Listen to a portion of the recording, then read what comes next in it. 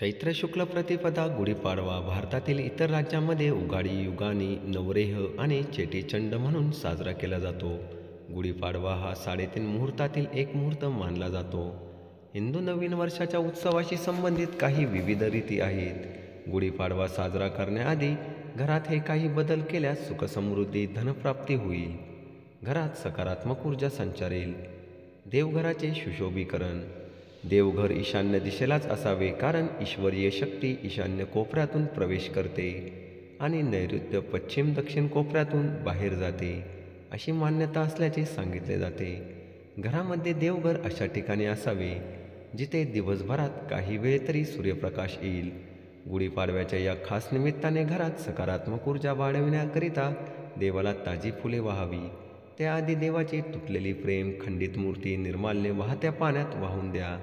देवघरात स्वस्तिक, कळस, ओमचे चिन्ह लावा. देवघरातल्या देवाचे जुने वस्त्र बदलून त्यांनाही नवीन वस्त्र परिधान करा. तुटलेली घंटी काढून टाका आणि नवीन ठेवा. घराचे सुशोभीकरण करा. आपल्या घरात नकारात्मक ऊर्जा टाळण्यासाठी आपल्या घराला नवीन रंगात रंगवा. हे शक्य नसल्यास घरातील कुठलीही तुटलेली, फुटलेली वस्तू किंवा घरातील अडचणीचं सामान घराबाहेर काढा. जर खोलीचे दरवाजे अपरिहार्य आवाज करत असतील तर ते बदला. ते आपल्या घरातील नकारात्मक शक्तीचे प्रतीक आहेत.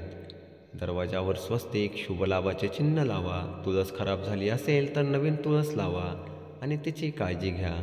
स्वयंपाकघराचे सुशोभीकरण. घरात नेहमी अन्नधान्याचा प्रवाह राहावा म्हणून देवी अन्नपूर्णेला धने अर्पित करून स्वयंपाकघरात दिसणार नाही अशा ठिकाणी ठेवावे. देवीला नवीन धान्य अर्पित करून पक्ष्यांना घालावे. याने घराची सुरक्षा वाढते. घरात दमट वातावरणामुळे काही कडधान्य, पीठ खराब झाले असल्यास किंवा त्यात कीड पडली असल्यास ते स्वच्छ करावे. स्वयंपाकघरातील अडचणीची वस्तू बाहेर टाकावी. फ्रीजची स्वच्छता ठेवावी. स्वयंपाकघर स्वच्छ राहिल्यास कुटुंबातील सर्व सदस्य निरोगी राहतील.